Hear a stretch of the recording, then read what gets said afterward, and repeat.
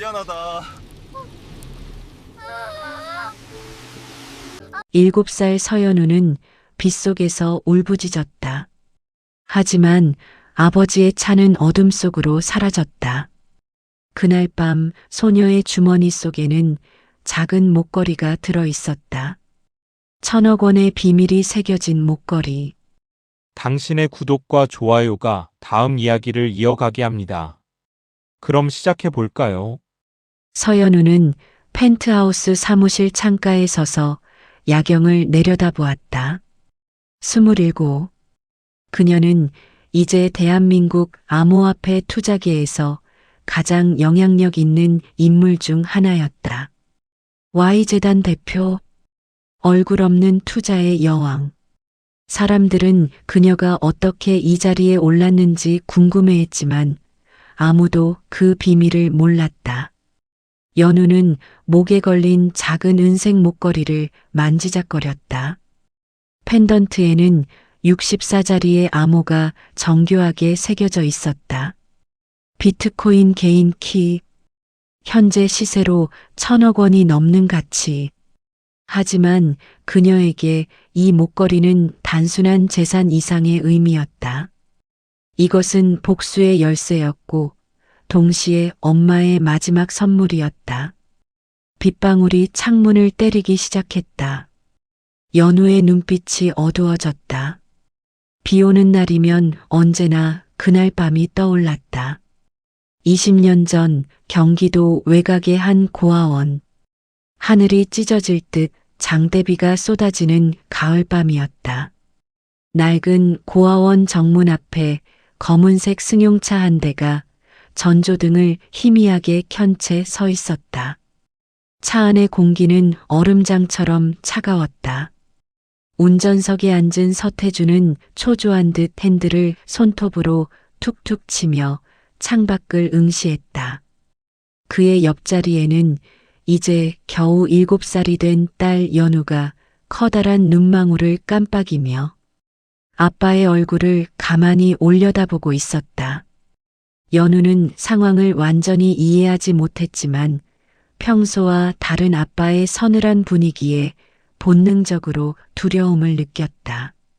아빠는 오늘 아침부터 계속 전화를 받으며 화를 냈다. 돈이 없으면 다 끝이야. 이해해? 연우가 알아들을 수 없는 말들. 서태주는 마침내 결심한 듯 뒷좌석 문을 거칠게 열었다. 연우야, 내리렴. 아빠, 여기서 잠시만 기다리고 있으면 아빠가 금방 데리러 올게. 알았지? 연우는 갑작스러운 빗줄기와 아빠의 거친 목소리에 몸을 떨었다.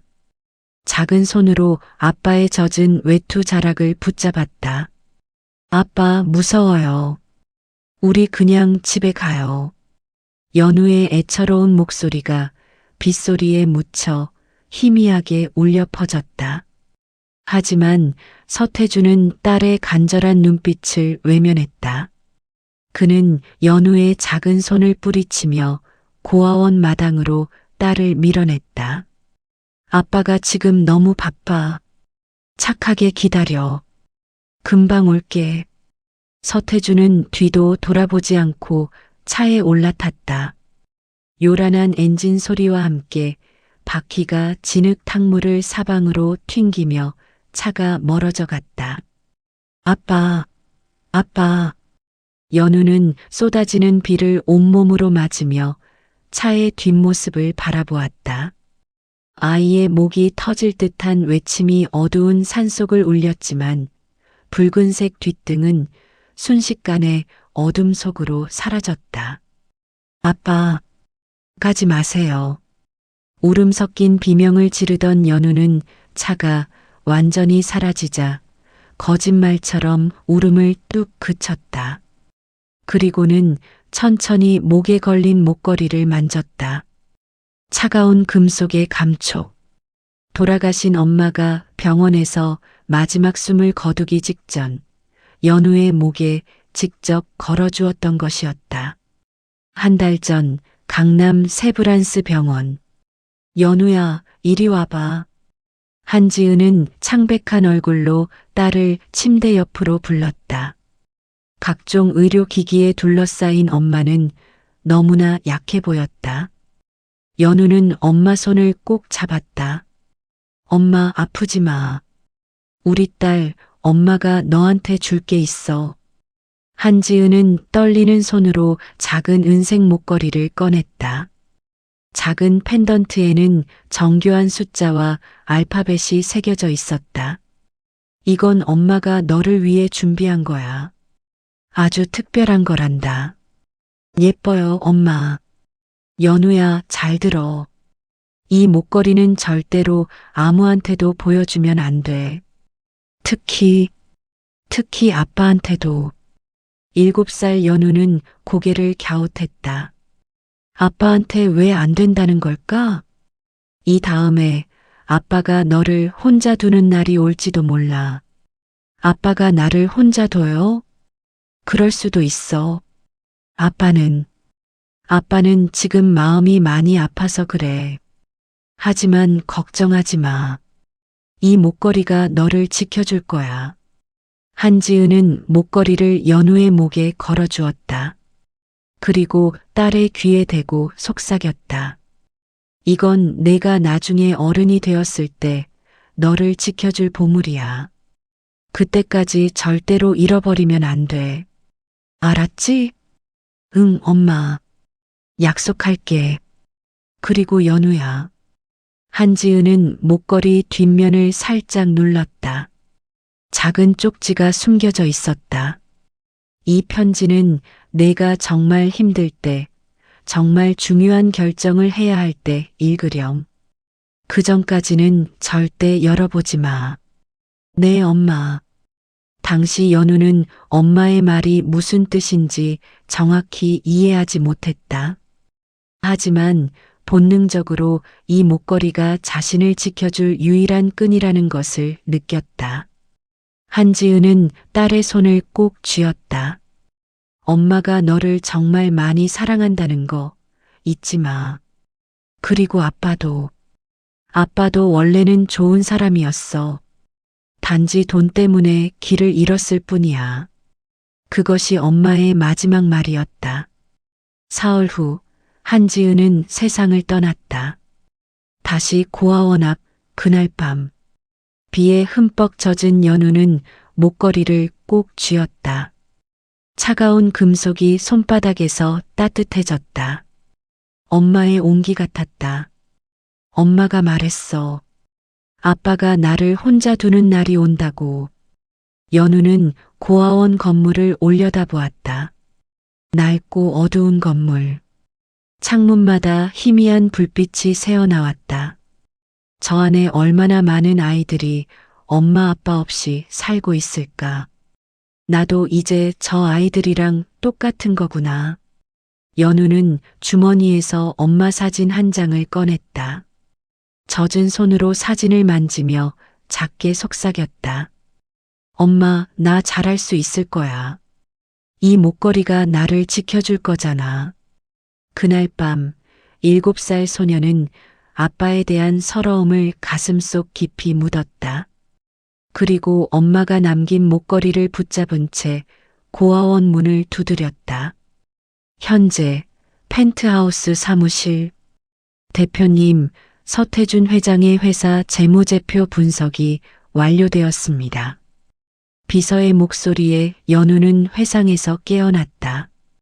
그녀는 천천히 돌아서서 책상 위에 서류를 집어들었다. 서태준 부동산 개발, 현재 부채 비율 350%, 다음 달 만기 어음 500억 원, 유동성 위기 임박.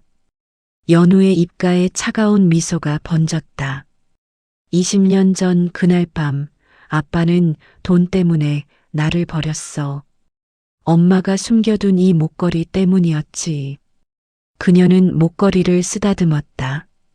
엄마는 생전에 비트코인에 투자했었다.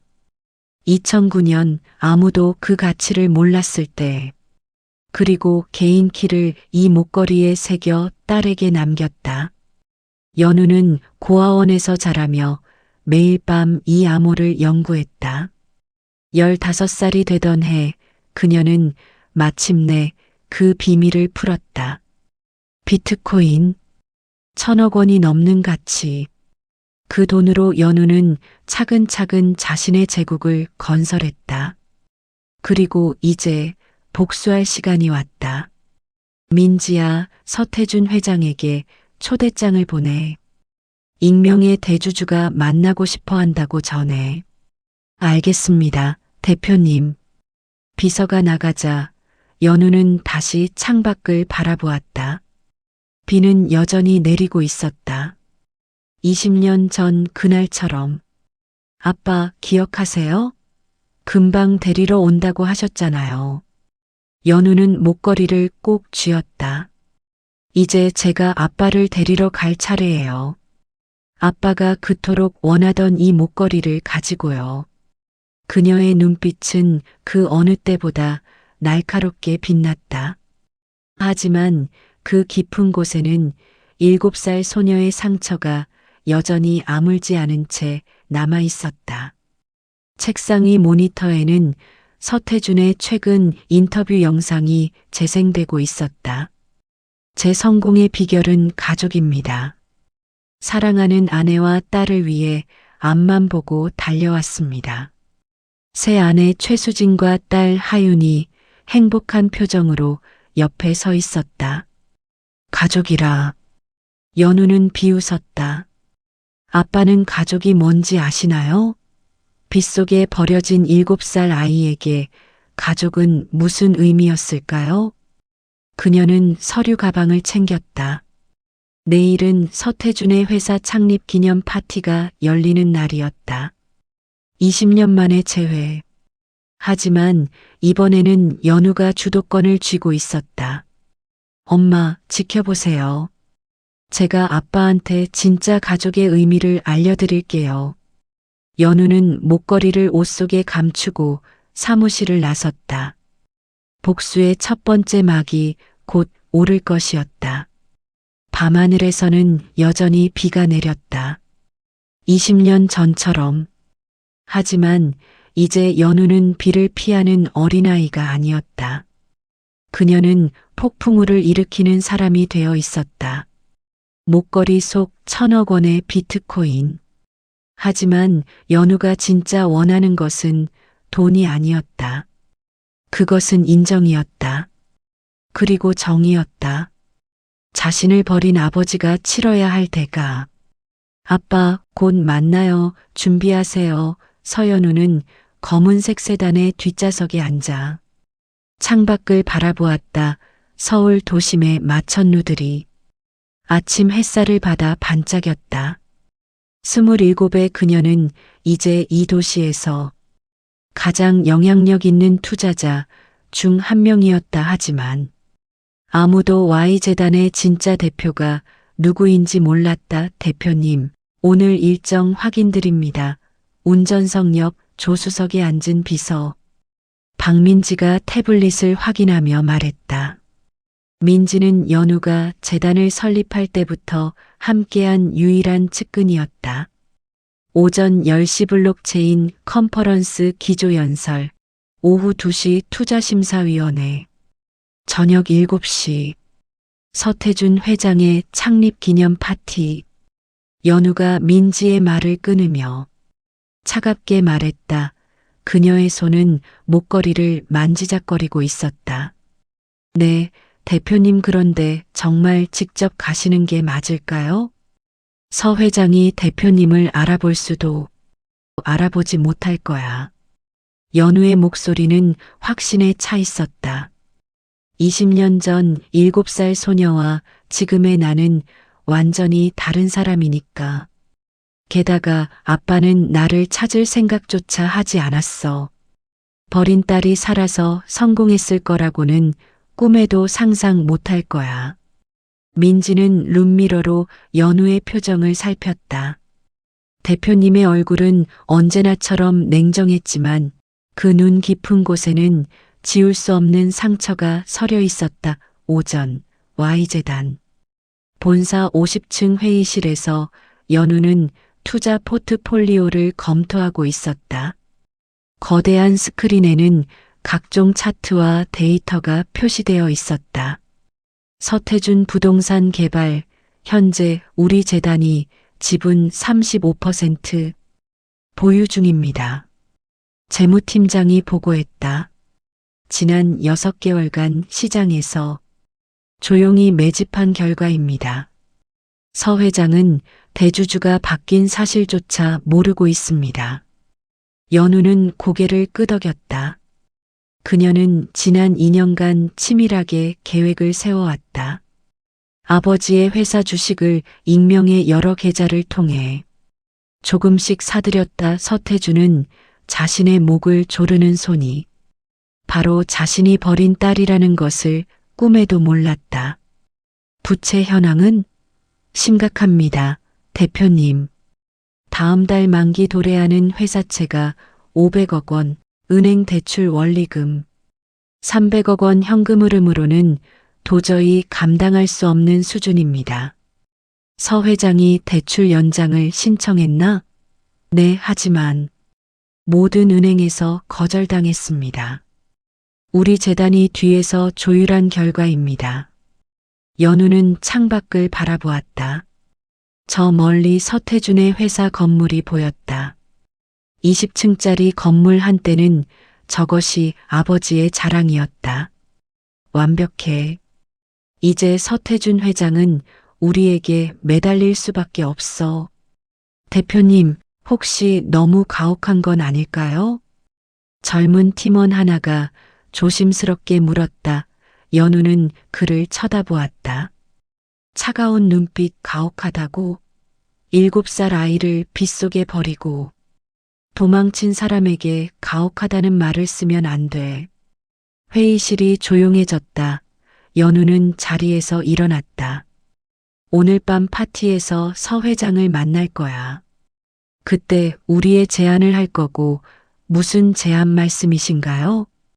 자금 지원의 조건으로 그가 가장 소중하게 여기는 것을 요구할 거야. 민지는 연우가 무슨 생각을 하는지 알았다.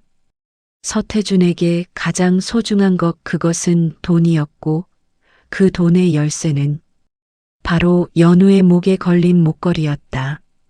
강남의 한 고급 아파트 펜트하우스.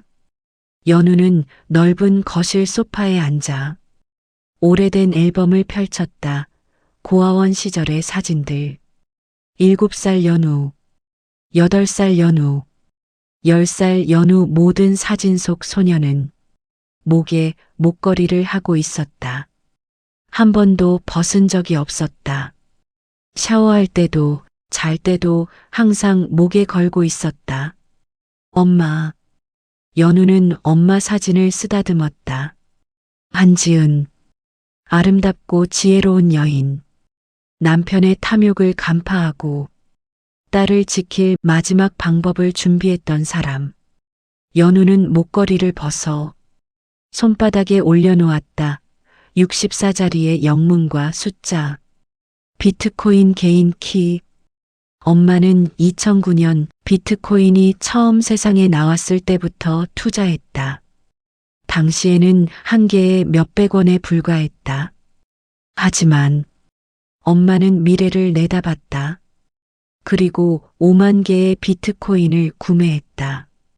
현재 시세로 환산하면 1,500억 원이 넘는 금액이었다. 아빠는 이걸 찾으려고 20년을 헤맸겠지. 연우는 씁쓸하게 웃었다. 서태준은 아내가 죽기 전 큰돈을 어딘가에 숨겨뒀다는 것을 알고 있었다. 하지만 그것이 어디에 있는지, 어떤 형태인지 몰랐다. 은행 금고도 뒤졌고 친정집도 수색했으며 심지어 아내의 친구들까지 찾아다녔다. 하지만 아무것도 찾지 못했다. 왜냐하면 그 보물은 자신이 버린 딸의 목에 걸려 있었으니까. 연우는 목걸이를 다시 목에 걸었다. 그리고 드레스룸으로 걸어갔다. 오늘 밤을 위한 완벽한 의상을 골라야 했다. 검은색 이브닝 드레스 우아하면서도 카리스마 넘치는 아버지 앞에 섰을 때 그가 숨이 막힐 만큼 성공한 여성의 모습으로 연우는 거울 앞에 섰다. 헤어는 우아하게 올려 묶었고 메이크업은 절제되면서도 강렬했다. 목걸이는 드레스 안쪽 깊숙이 감춰졌다. 대표님, 차량 준비되었습니다. 민지가 들어왔다. 그녀는 연우를 보고 감탄했다. 정말 여왕님 같으세요. 그래야지 오늘 밤 나는 서태준 앞에서 그가 평생 만나본 적 없는 강력한 여성으로 서야 해. 연우는 클러치백을 집어들었다. 그 안에는 서태준 회사의 재무제표와 부채 목록이 들어 있었다. 민지야, 혹시 내가 너무 잔인한 걸까? 갑작스러운 질문에 민지는 놀랐다. 연우가 감정을 드러내는 것을 본 적이 거의 없었기 때문이다. 대표님 7살 아이를 버린 사람한테 복수하는 게 잔인한 건지 아니면 정당한 건지 모르겠어. 민지는 연우의 손을 잡았다. 대표님은 잘못한 게 없어요. 대표님이 원하는 건 복수가 아니라 인정받는 거잖아요. 대표님이 얼마나 훌륭한 사람으로 성장했는지 보여주는 거잖아요. 연우는 고개를 끄덕였다. 맞다, 그녀가 원하는 것은 단순한 복수가 아니었다. 그것은 증명이었다. 아빠, 당신이 버린 딸은 죽지 않았어요. 오히려 당신보다 더 강하고 더 성공한 사람이 되었어요. 서울 최고급 호텔의 대연회장은 화려한 샹들리에 조명 아래 황금빛으로 물들어 있었다. 재계 인사들과 정치인들이 모여 담소를 나누었다. 서태준은 입구에서 손님들을 맞이하고 있었다. 55세 한때는 잘 나가는 부동산 개발업자였지만 지금은 파산 직전까지 몰린 절박한 남자. 그의 옆에는 35세의 새 아내 최수진과 16세 딸 하윤이 서 있었다. 겉으로는 행복한 가족처럼 보였지만 서태준의 이마에는 식은땀이 맺혀 있었다. Y재단 대표가 정말 올까? 이 사람만 설득하면 회사를 살릴 수 있어. 그때 연회장 입구가 열렸다. 검은 드레스를 입은 여성이 들어섰다. 연우였다. 순간 장내가 술렁였다. 그녀의 아우라는 압도적이었다. 우아하면서도 카리스마가 넘쳤다. 모든 사람의 시선이 그녀에게 쏠렸다. 서태준은 숨을 멈췄다. Y재단 대표가 이렇게 젊은 여성이라고? 연우는 천천히 서태준을 향해 걸어왔다. 각 걸음마다 자신감이 넘쳤다. 그녀는 20년 전 빗속에서 울던 소녀가 아니었다. 이제는 제국을 건설한 여왕이었다. 서태준은 허둥지둥 손을 내밀었다. 어서 오십시오. Y 대표님, 먼 길 오시느라 고생 많으셨습니다. 제가 서태준입니다. 그의 손은 땀에 젖어 있었다. 목소리도 떨렸다. 연우는 서태준의 손을 바라보았다. 20년 전 이 손이 어린 딸을 빗속에 밀어냈다. 이 손이 엄마의 유산을 찾겠다고 집안을 뒤졌다. 이 손이 새 가족을 만들었다. 그녀는 천천히 손을 내밀어 악수했다. 차가운 악수. 반갑습니다. 서태준 회장님. 연우의 목소리는 얼음처럼 차갑고 날카로웠다. 서태준은 그녀의 눈을 보며 묘한 기분을 느꼈다. 왠지 모르게 익숙한 하지만 그는 곧 그 생각을 떨쳐냈다. 정말 영광입니다. Y재단 대표님께서 직접 오실 줄은 몰랐습니다. 게다가 이렇게 젊으시고 아름다운 분이실 줄은 과찬이십니다. 연우는 연회장을 둘러보았다. 화려한 장식, 비싼 샴페인, 웃고 있는 사람들 참 화려한 파티네요. 가족분들도 참 행복해 보이시고요. 그녀는 최수진과 하윤을 쳐다보았다. 서태주는 자랑스럽게 가족을 소개했다. 제 아내 수진과 딸 하윤입니다. 이 아이들이 제 삶의 전부입니다. 연우의 가슴이 찔렸다. 삶의 전부라고? 그렇다면 20년 전 버린 딸은 뭐였을까? 하지만 그녀는 표정을 숨기고 우아하게 미소 지었다. 아름다운 가족이시네요. 회장님은 정말 복 받으신 분이에요. 감사합니다. 모두 제가 가족을 위해 열심히 일한 덕분입니다. 연우는 속으로 비웃었다. 가족을 위해? 아니, 돈을 위해서지. 그런데 회장님, 제가 듣기로는 연우는 목소리를 낮췄다. 회장님 회사가 요즘 조금 어려우시다고요? 서태준의 얼굴이 굳었다. 연우는 계속했다. 다음 달 만기 회사채 500억, 은행 대출 300억 현금 흐름으로는 감당하기 어려운 수준이라고 들었는데요. 그건 서태준은 말을 더듬었다. 연우는 그의 귀에 대고 속삭였다. 회장님, 조용히 이야기할 수 있는 곳으로 가시죠. 제가 도와드릴 수 있는 방법이 있을지도 모르니까요. 서태준의 눈이 번쩍 뜨였다. 희망의 빛 정말입니까? Y 대표님께서 저희를 도와주신다면 일단 조용한 곳으로 가시죠. 연우는 우아하게 돌아서서 VIP룸을 향해 걸어갔다. 서태준은 허둥지둥 뒤를 따랐다. 민지는 멀리서 그 광경을 지켜보았다. 그녀는 가슴이 아팠다. 연우가 얼마나 오랫동안 이 순간을 준비했는지 알고 있었다. 대표님 부디 후회하지 않으실 결정을 하시길. VIP룸 문이 닫혔다. 이제 진짜 대결이 시작될 것이었다. 버린 아버지와 버려진 딸 20년의 시간을 사이에 두고 하지만 이번에는 연우가 모든 카드를 쥐고 있었다. 그리고 그녀의 목에는 1,000억 원의 비밀이 걸려 있었다. VIP룸의 문이 닫히는 소리가 묵직하게 울렸다.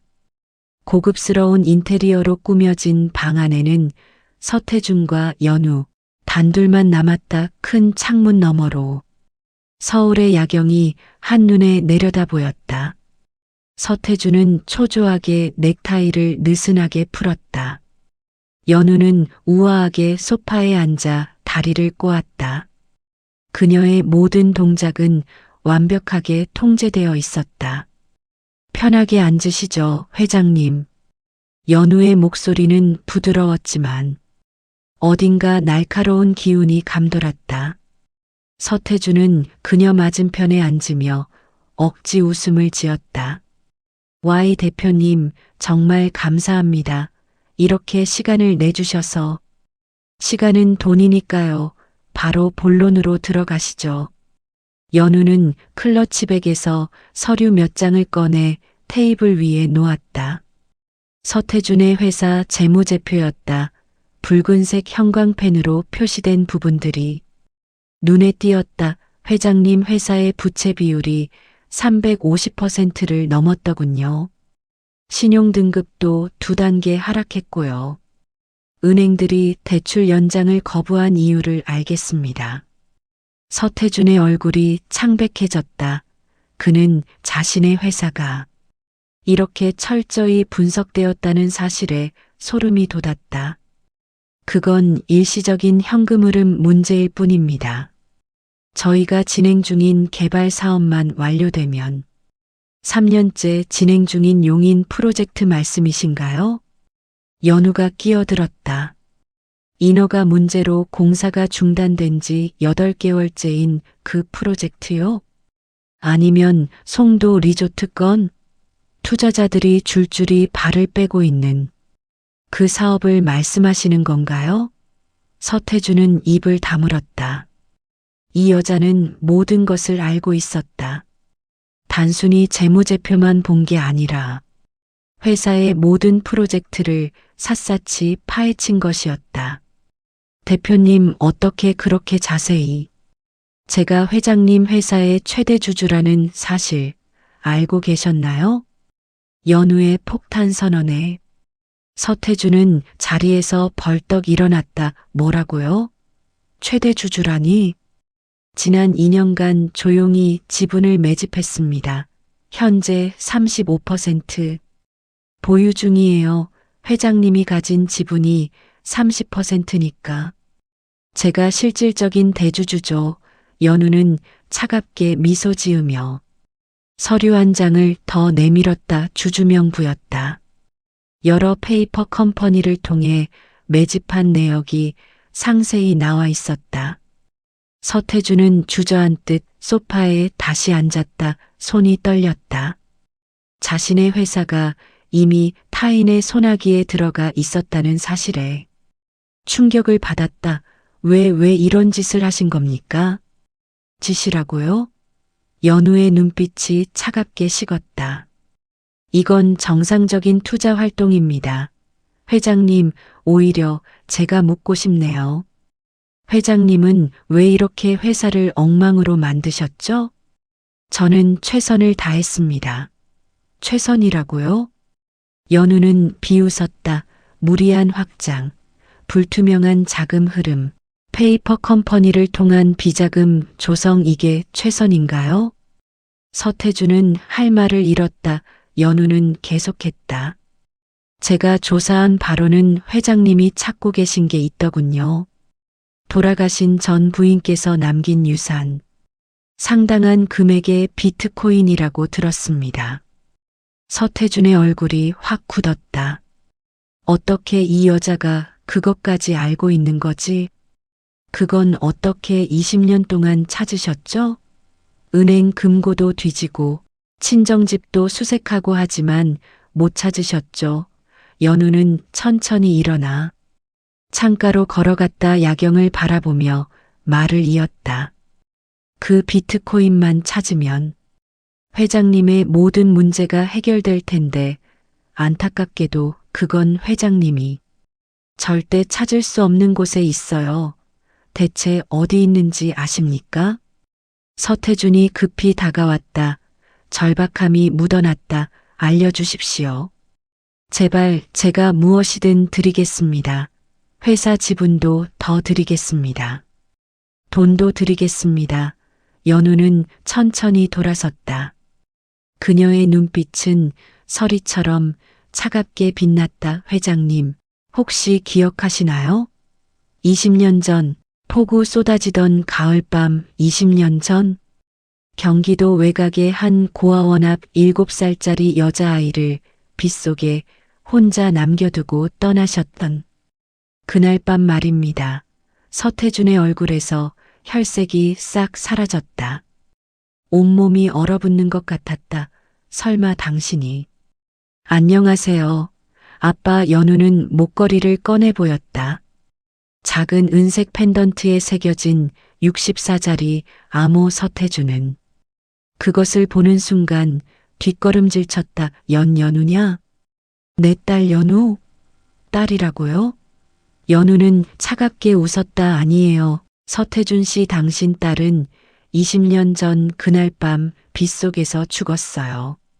지금 당신 앞에 있는 사람은 Y재단의 대표일 뿐이에요. 서태준은 벽에 등을 기댔다. 다리에 힘이 풀렸다.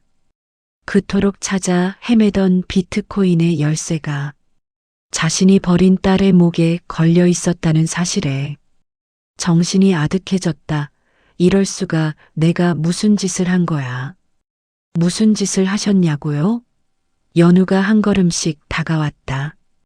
엄마가 돌아가시고 일주일도 안 돼서 7살짜리 딸을 고아원에 버리셨죠. 금방 데리러 온다고 거짓말하시면서요. 연우야, 그때는 내가 정말. 제 이름을 함부로 부르지 마세요. 연우의 목소리가 날카로워졌다. 20년 동안 단 한 번도 저를 찾지 않으셨잖아요. 제가 살았는지 죽었는지조차 궁금해하지 않으셨어요. 그저 엄마가 남긴 돈만 찾으셨죠. 서태주는 바닥에 주저앉았다. 그의 머릿속에는 20년 전 그날 밤의 기억이 생생하게 떠올랐다. 빗속에서 울부짖던 어린 딸 아빠 가지 마세요. 그 목소리 미안하다 정말 미안하다. 연우야 아빠가 미쳤었어. 그때 회사가 망해가고 있었고 빚쟁이들이 쫓아오고 그래서 딸을 버리신 거예요? 연우는 냉정하게 물었다.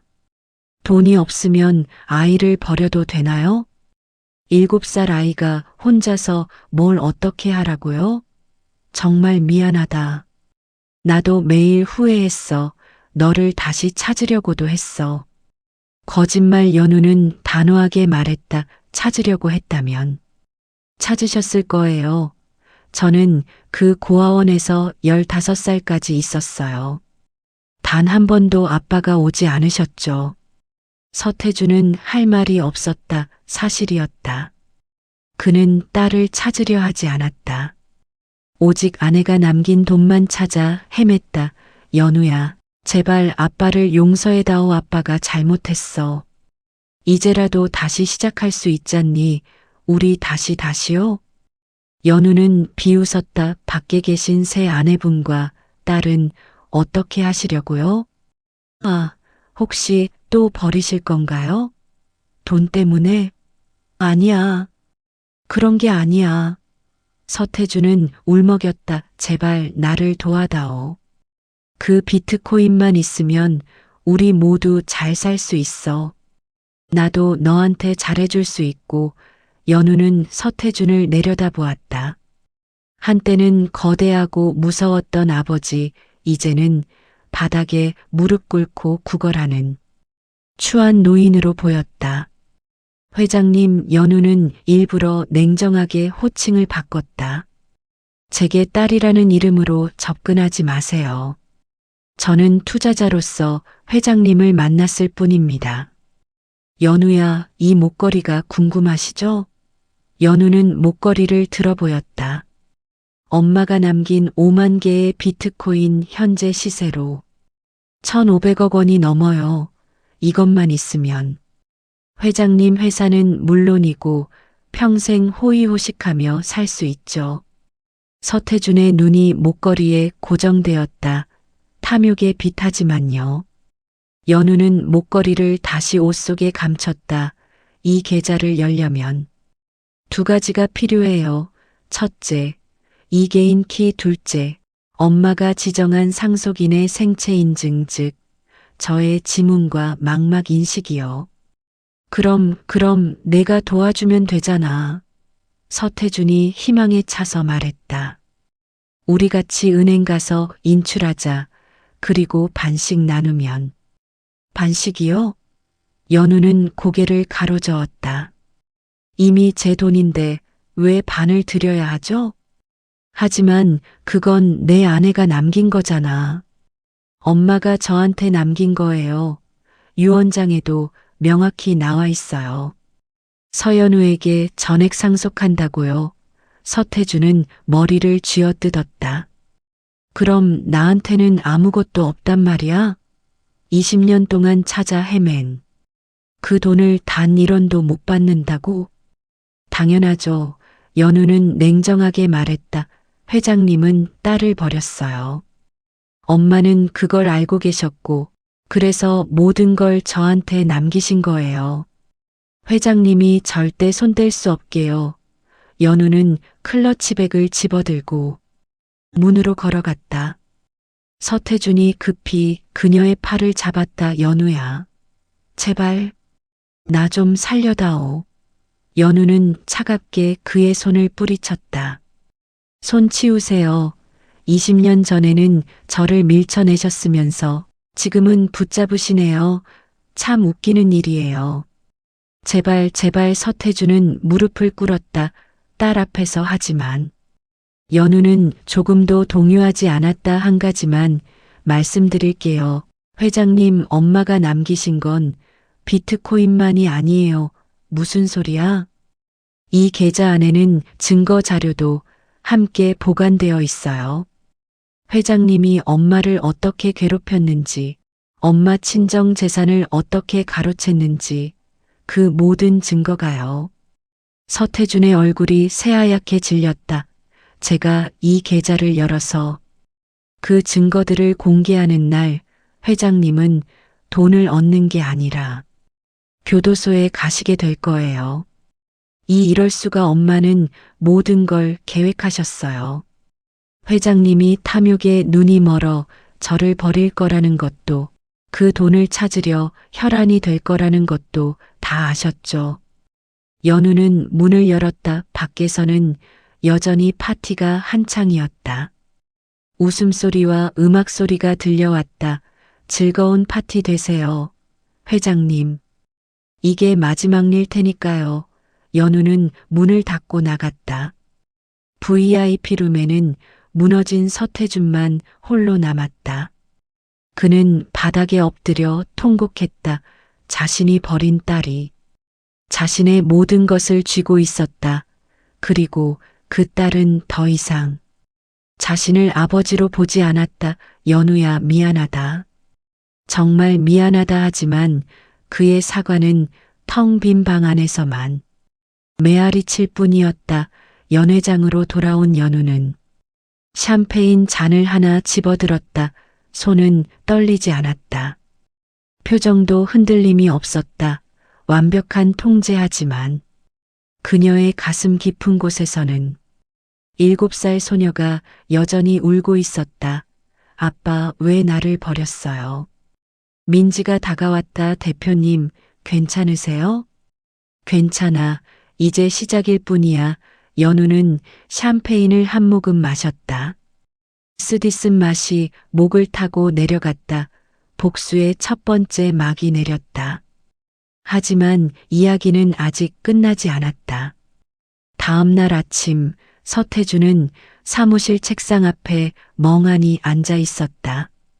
밤새 한숨도 자지 못했다. 눈은 충혈되어 있었고 얼굴은 수척해 보였다. 어젯밤 연우와의 만남이 악몽처럼 그의 머릿속을 맴돌았다. 내 딸이 연우가 Y재단 대표였다니. 그는 손으로 얼굴을 감쌌다. 20년 전 자신이 저지른 일이 이렇게 돌아올 줄은 꿈에도 몰랐다. 버린 딸이 살아남아 자신보다 더 강력한 존재가 되어 돌아왔다. 회장님, 긴급 회의가 소집되었습니다. 비서가 급하게 들어왔다. 그녀의 얼굴도 창백했다. 무슨 일인가? 은행에서 연락이 왔습니다. 모든 대출의 즉시 상환을 요구한다고. 서태준은 자리에서 벌떡 일어났다. 뭐라고? 갑자기 왜? 그리고 주요 투자자 3곳에서 투자금 회수 통보가 들어왔습니다. Y재단에서도. Y재단이 뭐라고 했나? 서태준의 목소리가 떨렸다. 지분 전량 매각 의사를 밝혔습니다. 시장가의 60% 가격으로 공개 매각하겠다고. 미친. 그러면 주가가 폭락하잖아. 서태준은 책상을 쳤다. 연우가 움직이기 시작한 것이었다. 그녀는 단순히 아버지를 만나 상처를 확인하는데 그치지 않았다. 본격적으로 파멸시키기 시작한 것이다. 회의실에 들어서자 임원들의 어두운 표정이 그를 맞았다. 재무이사가 다급하게 보고했다. 회장님, 상황이 심각합니다. 당장 이번 주 금요일까지 500억 원을 마련하지 못하면 부도 처리됩니다. 다른 은행은? 다른 투자자는? 모두 거절했습니다. Y재단이 우리 회사 매각 의사를 밝히면서 신용도가 급락했습니다. 어느 곳도 손 내밀 곳이 없습니다. 서태준은 의자에 무너지듯 앉았다. 사방이 막혔다. 연우가 완벽하게 그를 궁지로 몰아넣고 있었다. 용인 프로젝트는? 그거라도 금매로 넘기면 이미 Y재단에서 관련 업체들에 접촉해서 매수를 막았습니다. 아무도 우리 자산을 사려고 하지 않습니다. 영업이사가 고개를 저었다. 회의가 끝나고 서태준은 홀로 사무실에 남았다. 거대한 창문 너머로 서울 시내가 보였다. 한때 자신이 정복하려 했던 도시, 이제는 그 도시가 자신을 집어삼키려 하고 있었다. 휴대전화가 울렸다. 아내 최수진이었다. 여보, 지금 무슨 일이야? 카드가 전부 정지됐어. 백화점에서 망신당했다고. 수진아, 지금 회사 상황이 나랑 무슨 상관이야? 당장 카드 풀어줘. 오늘 친구들이랑 약속 있다고. 지금 그게 문제가 아니야. 회사가 망할 위기라고. 전화 저편에서 침묵이 흘렀다. 그리고 수진의 목소리가 차갑게 변했다. 망한다고? 우리 집은 어떻게 되는데? 그건 아직 모르겠어. 최악의 경우 집까지? 미쳤어? 내가 왜 당신이랑 결혼했는데? 수지는 소리를 질렀다. 당신 돈 때문에 결혼한 거잖아. 돈도 없으면서 무슨 낯짝으로 집에 들어올 생각이야. 수진아, 제발. 전화가 끊겼다. 서태준은 허탈하게 웃었다. 아내의 진심을 이제야 알았다. 그녀도 결국 돈 때문에 자신 곁에 있었던 것이다. 고급 아파트 펜트하우스. 한때는 행복의 상징이었던 이곳이 이제는 냉랭한 전쟁터가 되어 있었다. 거실에서는 수진이 캐리어에 짐을 싸고 있었다. 명품 가방, 보석함, 비싼 옷들. 뭐 하는 거야? 서태준이 물었다. 수진은 쳐다보지도 않고 대답했다. 보면 몰라. 나가는 거지. 어디로? 당신이랑 같이 거지 될 생각 없어. 하윤이도 데리고 갈 거야. 수진아, 지금 우리가 힘을 합쳐야 할 때야. 조금만 기다려봐. 내가 방법을 찾을게. 방법? 무슨 방법? 당신 회사 망한다며? 수진은 비웃었다. 나 원래 부자랑 결혼하려고 했던 거 알지? 당신이 돈 있으니까 결혼한 거야. 이제 돈도 없는데 왜 같이 있어야 해? 서태준은 가슴이 무너지는 것 같았다.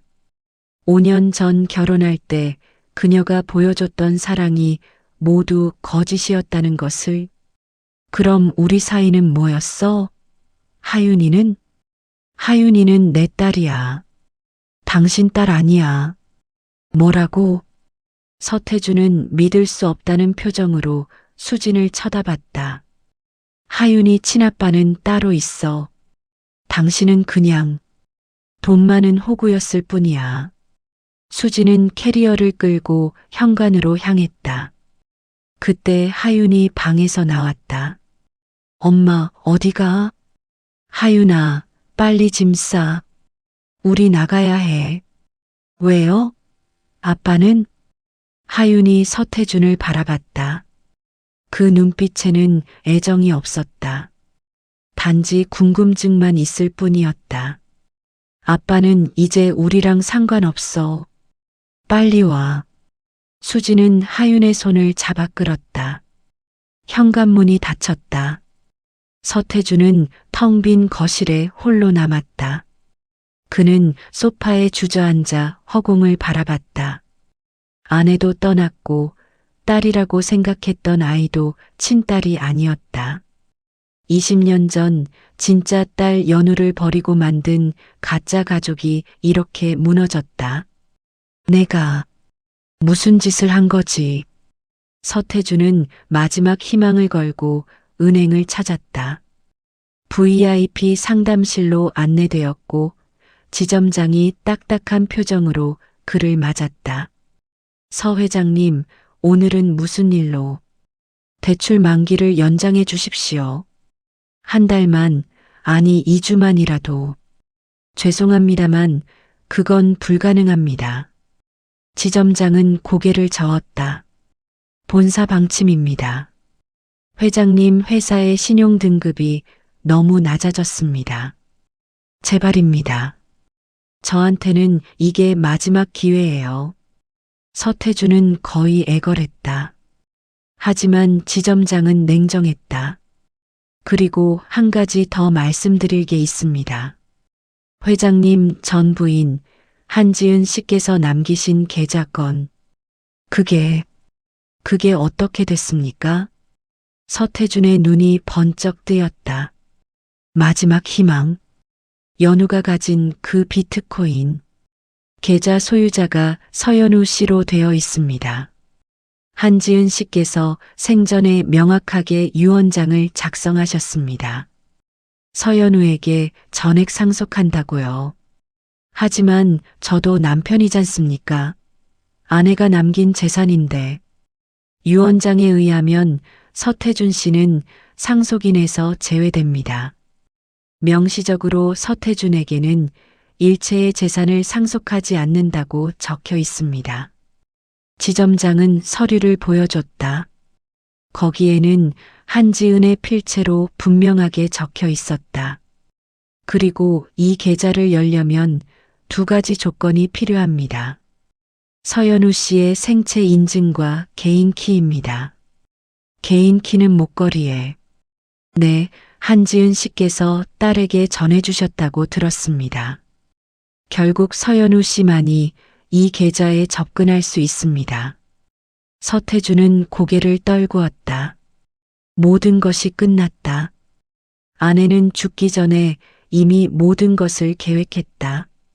탐욕스러운 남편이 딸을 버릴 것을 예견하고 딸만이 재산을 지킬 수 있도록 완벽한 장치를 마련했던 것이다. 그런데 한 가지 더 말씀드리자면 지점장이 조심스럽게 말을 이었다.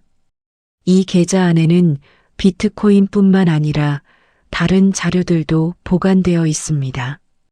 다른 자료요? 서 회장님께서 한지은 씨의 친정 재산을 횡령한 증거, 그리고 각종 불법 거래 내역이 상세히 기록되어 있다고 합니다. 서태준의 얼굴이 창백해졌다. 만약 서연우 씨께서 이 계좌를 열어 그 자료들을 공개하신다면 회장님은 형사처벌을 받으실 수 있습니다. 이럴 수가. 서태준은 의자에서 무너졌다.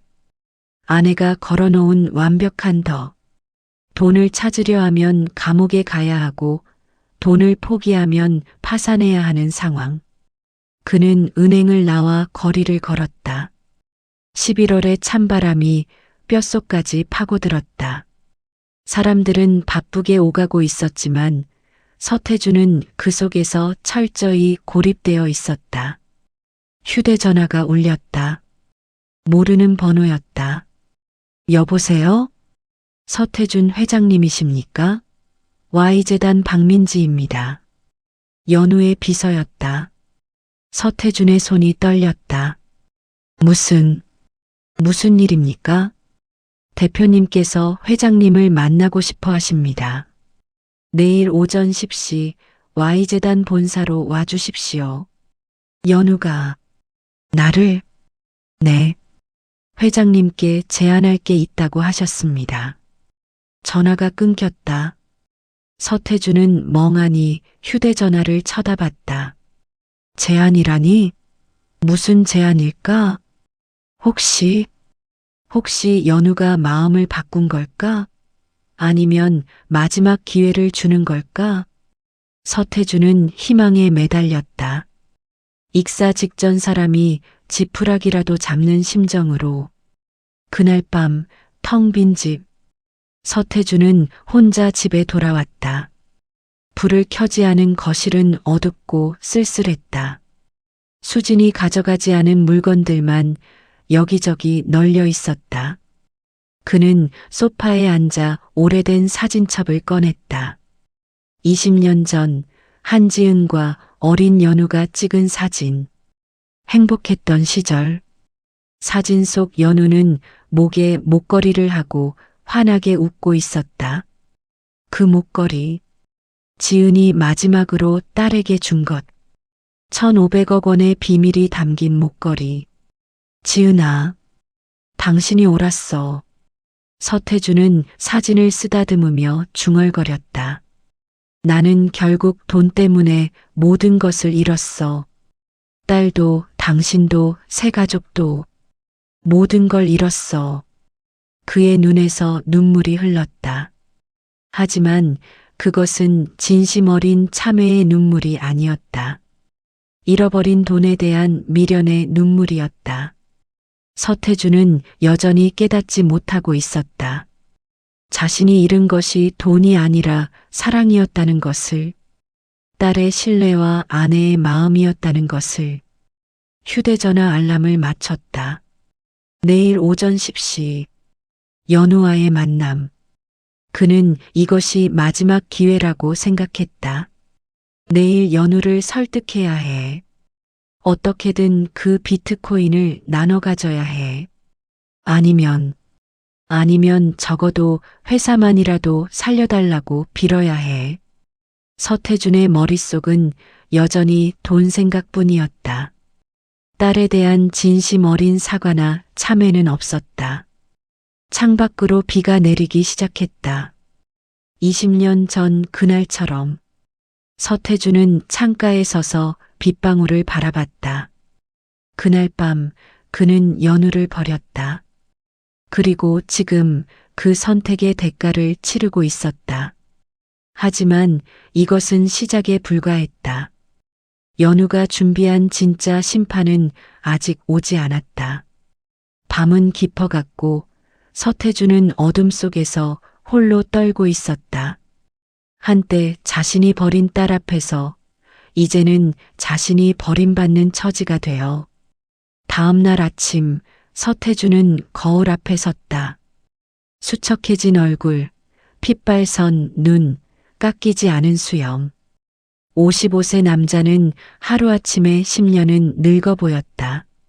그는 면도를 하고 가장 좋은 정장을 꺼내 입었다. 딸 앞에 서는 자리였다. 아니, 이제는 최대 채권자 앞에 서는 자리였다. Y재단 본사 건물은 강남 한복판에 우뚝 솟아 있었다.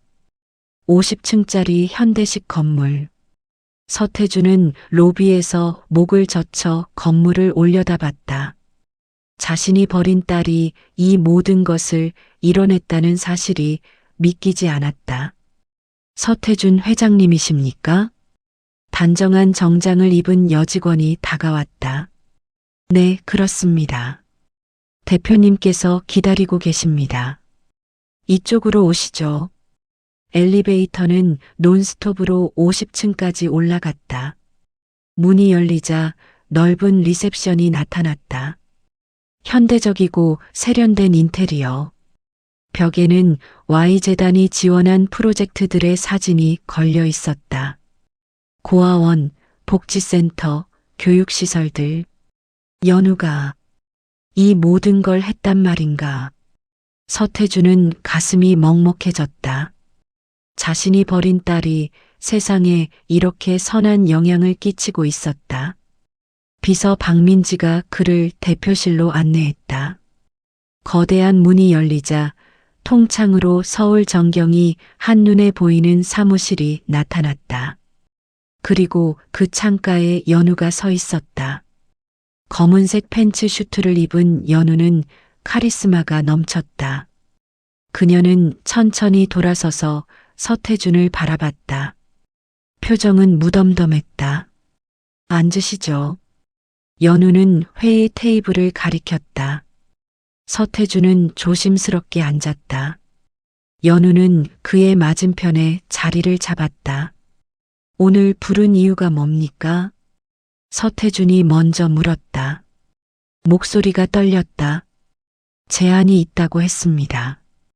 연우는 서류 몇 장을 그 앞에 내밀었다. 회장님 회사를 살릴 수 있는 방법입니다. 서태준은 급히 서류를 집어들었다. 투자 계약서였다. Y재단이 500억 원을 긴급 투자하고 대신 회사 지분 40%를 추가로 받는다는 내용. 이 계약서에 서명하시면 당장 내일 500억 원이 회장님 회사 계좌로 입금됩니다. 부도는 면하실 수 있어요. 서태준의 눈이 번쩍 뜨였다. 희망이 보였다. 정말입니까? 정말 나를, 우리 회사를 살려주겠다는 겁니까? 조건이 있습니다. 연우는 차갑게 말했다. 앞으로 일주일간 저와 함께 지내셔야 합니다. 함께 지낸다고? 네. 제가 준비한 곳에서 일주일간 같이 생활하시는 겁니다. 그동안 회장님의 진심을 보겠습니다. 서태준은 어리둥절했다. 무슨 뜻인지 간단합니다. 일주일 동안 제가 시키는 대로 하시면 됩니다. 그리고 정말로 뉘우치는 모습을 보여주시면 저도 마음을 바꿀 수 있을지 모르겠어요. 연우는 목걸이를 만지작거렸다. 비트코인 계좌를 여는 것도 고려해 볼 수 있습니다. 물론 전액은 아니고 회장님께 일부를 드릴 수도 있고요. 서태준의 심장이 뛰었다. 일부라도 좋았다. 1,500억 중 10분의 1만 받아도 150억이었다. 그것만 있어도 인생을 다시 시작할 수 있었다. 정말입니까? 연우야, 아빠한테 기회를 주는 거니? 서태준 회장님. 연우는 냉정하게 호칭을 고쳤다. 저를 함부로 부르지 마세요. 이건 아버지와 딸의 관계가 아니라 투자자와 채무자의 거래입니다. 미안합니다. 서태준은 고개를 숙였다. 하지만 일주일이라는 시간을 주신다는 건 그래도 내게 기회를 주신다는 뜻 아닙니까? 연우는 대답하지 않았다. 대신 계약서를 밀어냈다. 서명하시겠습니까? 서태준은 망설이지 않고 펜을 집어들었다. 서명란에 이름을 적었다. 그는 알지 못했다. 이것이 연우가 친 완벽한 덫이라는 것을. 이틀 후 경기도 외곽. 서태준은 연우가 보낸 차를 타고 낯선 곳으로 향했다. 도착한 곳은 조용한 전원주택이었다. 주변에는 산과 들판만 보였다. 여기가 어디죠? 서태준이 물었다. 운전기사는 대답 없이 그의 짐을 내려주고 떠났다. 현관문이 열렸다. 연우가 편안한 복장으로 나왔다. 청바지에 흰 셔츠. 평소의 날카로운 모습과는 달리 편안해 보였다. 어서 오세요. 앞으로 일주일간 여기서 지내실 겁니다. 연우야, 들어오시죠. 집안은 단순했다. 거실, 주방, 2개의 방. 최소한의 가구만 있었다. 회장님 방은 저쪽입니다. 짐 푸시고 거실로 나오세요. 규칙을 설명해 드리겠습니다. 30분 후 거실 소파에 마주 앉았다. 연우는 종이 한 장을 건넸다. 앞으로 일주일간 지켜야 할 규칙입니다. 서태준은 종이를 읽었다. 1. 매일 아침 6시에 일어나 아침 식사를 준비한다. 2. 집안 청소와 빨래는 모두 직접 한다. 3. 저녁 식사도 직접 요리한다. 4. 나의 지시에 절대 복종한다. 5. 휴대전화 사용 금지. 외부와의 연락 차단. 6. 거짓말 금지. 모든 대화는 정직하게. 7. 일주일 동안 단 한 번이라도 규칙을 어기면 계약은 즉시 파기된다. 이건 너무 가혹한 거 아닙니까? 서태준이 항의했다. 가혹하다고요? 연우는 차갑게 웃었다. 7살 아이를 빗속에 버리는 건 가혹하지 않았나요? 20년 동안 딸을 찾지 않는 건 가혹하지 않았나요? 서태주는 입을 다물었다. 일주일입니다, 회장님. 고작 일주일만 고아원에서 자란 딸이 어떻게 살았는지 체험해 보세요. 그럼 500억도 드리고 비트코인도 나눠드릴 수 있습니다. 알겠습니다. 하겠습니다. 서태주는 굴복했다. 일주일만 참으면 됐다. 그러면 돈을 받을 수 있었다. 첫째 날 밤, 서태주는 서툰 솜씨로 저녁을 준비했다. 김치찌개. 평생 요리 한번 해본 적 없는 그였지만 연우의 차가운 시선 아래 어떻게든 완성했다. 맛보시겠어요? 연우는 한 숟가락 떴다. 짰다. 맛이 엉망이었다. 하지만 그녀는 아무 말 없이 먹었다. 내일은 더 잘하시길 바랍니다. 식사 후 연우는 거실 소파에 앉아 책을 읽었다. 서태주는 설거지를 했다. 손에 세제 거품이 묻고 뜨거운 물에 손이 대었지만 그는 꾹 참았다. 일주일만 참자.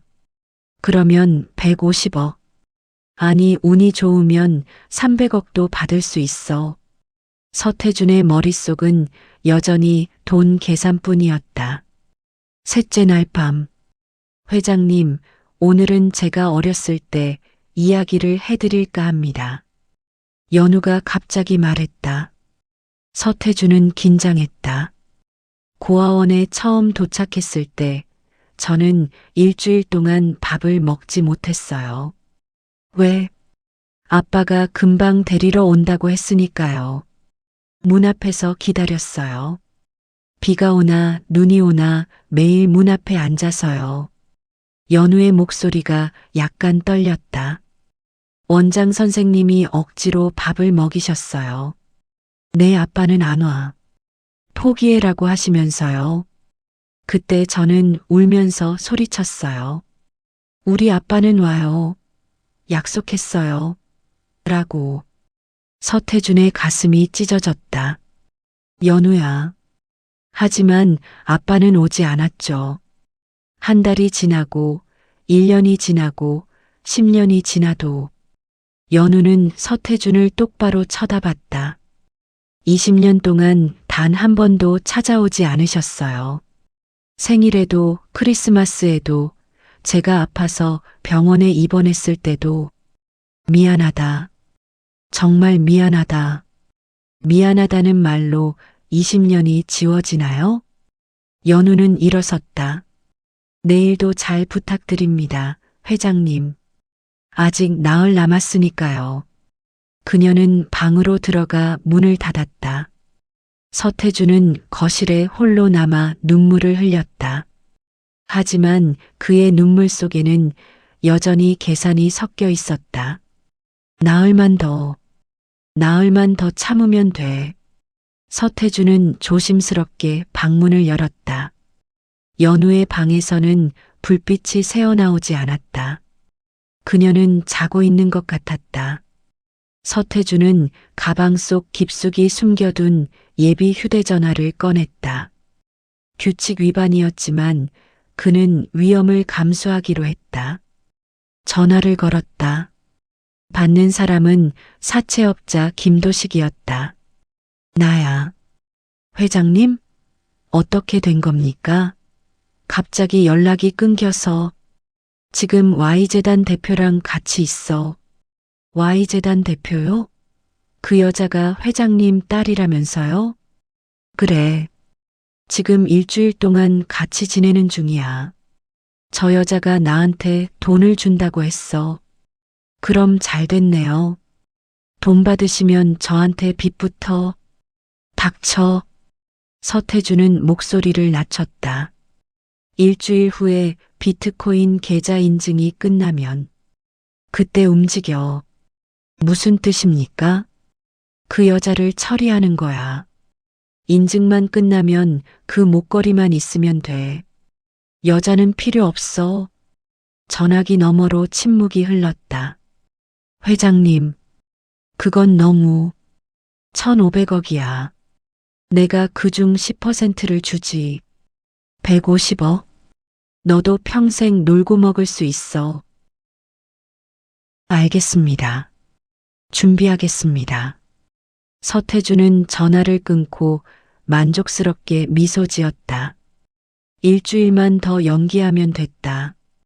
그러면 연우를 제거하고 모든 돈을 차지할 수 있었다. 그는 몰랐다. 복도에 설치된 작은 카메라가 모든 것을 녹화하고 있다는 것을. 그의 통화 내용이 고스란히 연우에게 전송되고 있다는 것을. 여섯째 날 아침, 연우는 평소처럼 거실에 나왔다. 서태주는 정성껏 아침을 준비했다. 된장찌개, 구운 생선, 나물 반찬들. 오늘은 잘하셨네요. 연우는 담담하게 말했다. 감사합니다, 연우야. 아니, 대표님. 두 사람은 조용히 아침을 먹었다.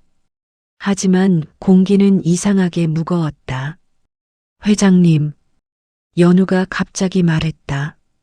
내일이 마지막 날이에요. 네, 알고 있습니다. 정말 마음이 바뀌셨나요? 정말 뉘우치고 계신가요? 서태주는 연우의 손을 잡았다. 그럼요, 딸아. 아빠가 정말 잘못했어. 20년 동안 매일 후회했단다. 이제라도 다시 시작하자.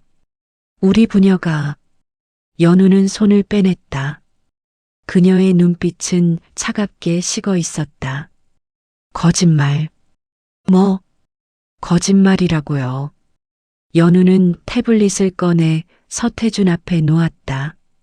화면에는 어젯밤 그가 전화하는 영상이 재생되고 있었다. 인증만 끝나면 그 여자를 처리하는 거야. 서태준의 목소리가 선명하게 들렸다. 이게. 서태준의 얼굴이 새하얗게 질렸다. 일주일 동안 연기하시느라 고생 많으셨어요. 회장님. 연우는 일어섰다. 당신은 단 일주일도 진심으로 뉘우치지 못했어요. 여전히 돈만 생각하셨죠. 심지어 저를 죽일 생각까지 하셨고요.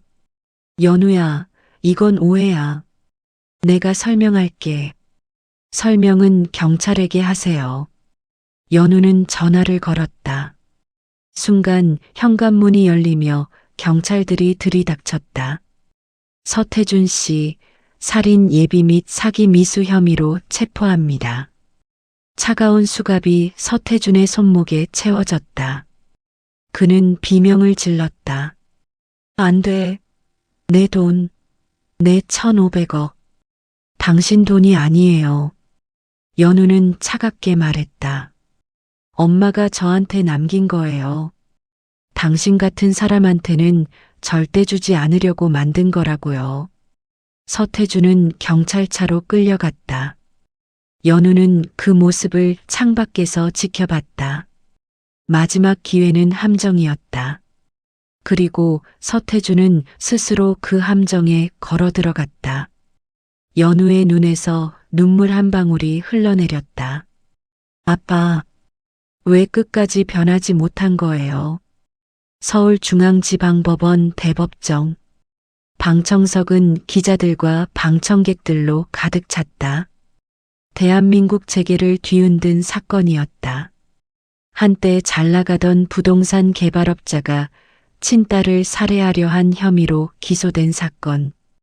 피고인석에 앉은 서태주는 초라한 죄수복 차림이었다. 2주 만에 그는 더욱 수척해졌다. 머리는 하얗게 새었고 눈가에는 검은 다크서클이 깊게 패였다. 판사가 판결문을 읽기 시작했다. 피고인 서태주는 자신의 친딸인 피해자 서연우를 살해할 목적으로 사채업자를 고용하였고 이는 명백한 살인 예비 범죄에 해당한다. 또한 20년 전 미성년자인 딸을 유기한 혐의, 그리고 망한 지은의 재산을 횡령한 혐의가 인정된다. 방청석에서 웅성거림이 일었다. 기자들이 분주하게 메모했다. 이에 본 법원은 피고인 서태준에게 징역 12년을 선고한다. 12년. 서태준은 그 자리에 주저앉았다.